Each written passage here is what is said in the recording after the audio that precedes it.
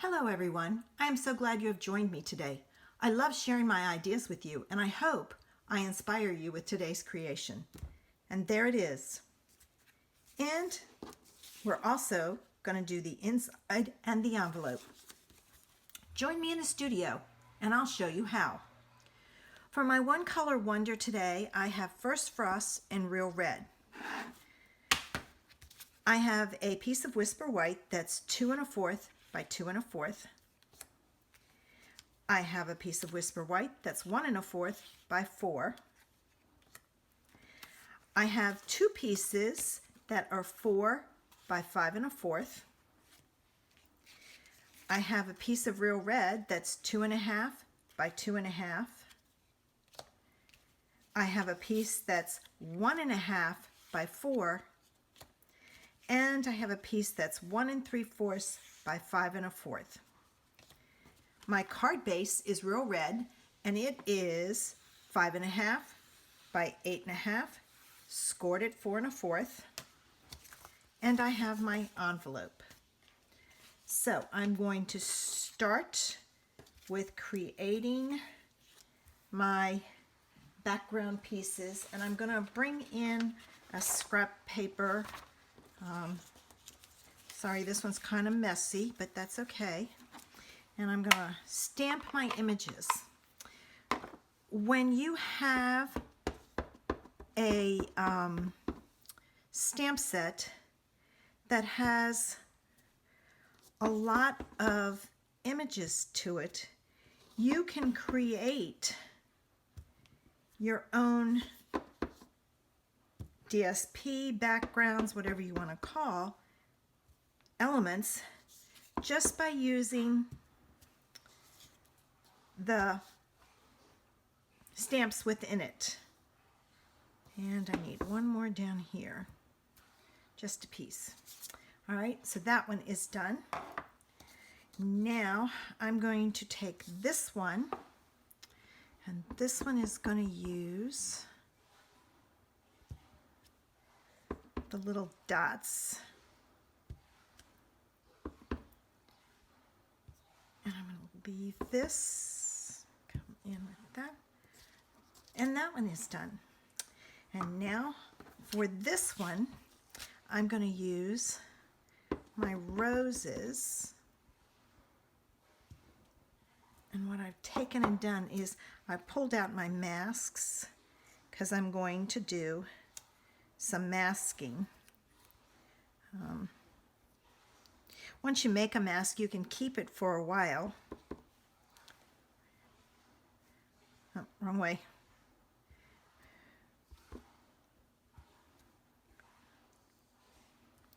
All right, and then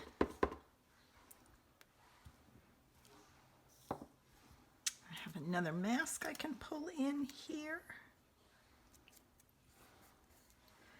And give me one of these for that one.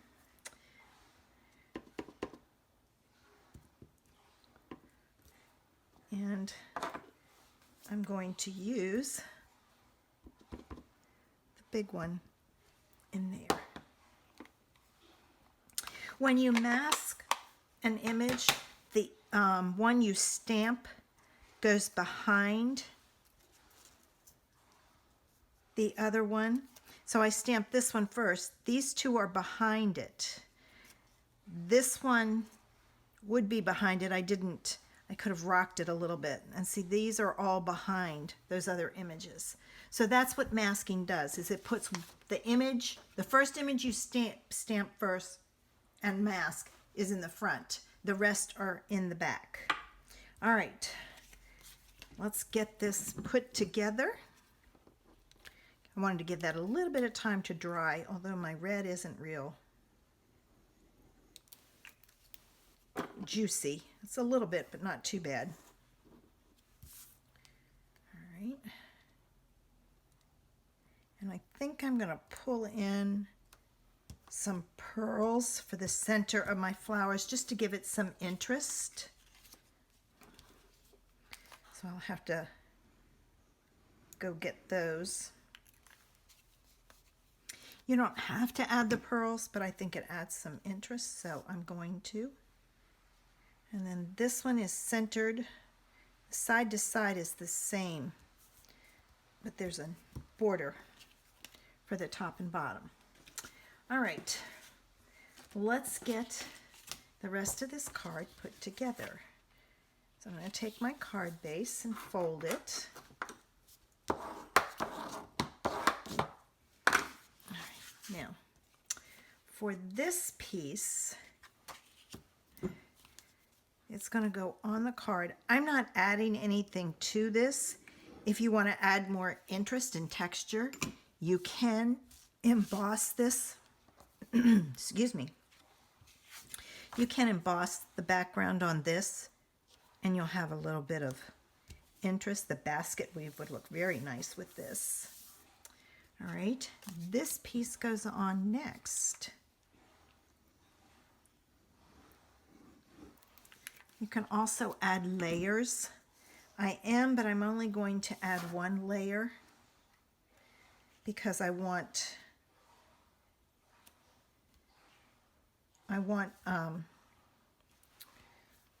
to have to spend extra on postage. All right, and then this goes across. This is one that you could pop up, but like I said, I'm going to take and put it flat. When you have a lot of dimension to a card, you have to pay extra postage. And then this one, I will take and add dimensionals to the back of it.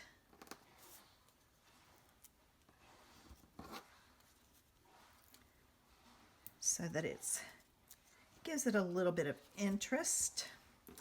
All right, let me take off my backs. I'm getting much better at this. There is a trick. Every once in a while I get a stubborn one. All right, and then this is going to go on here like so.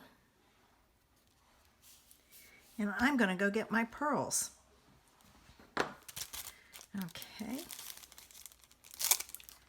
And I'm going to put some pearls on here. I'm going to use the big one right about there. With the pearls, that will add more to it also. I got one more large one. But the pearls really give it a little bit of interest. And I'm just putting it where there's the ink isn't as, it's like a hole. I want to, it's a distinctive stamp, so it has spots where it's lighter and darker. And I put the pearls in the center where there's a light part. And there it is. And I use the same images to do inside and the envelope. And here's where you can see where the other images are back in the background. Let's see what we're going to do next week. Okay, I know there's some in here. So I have Butterfly Wishes and Mango Melody rather. All right. If you like my project, give me a thumbs up. Make sure you subscribe to my channel using the button below. Don't forget to leave me a comment. YouTube likes it.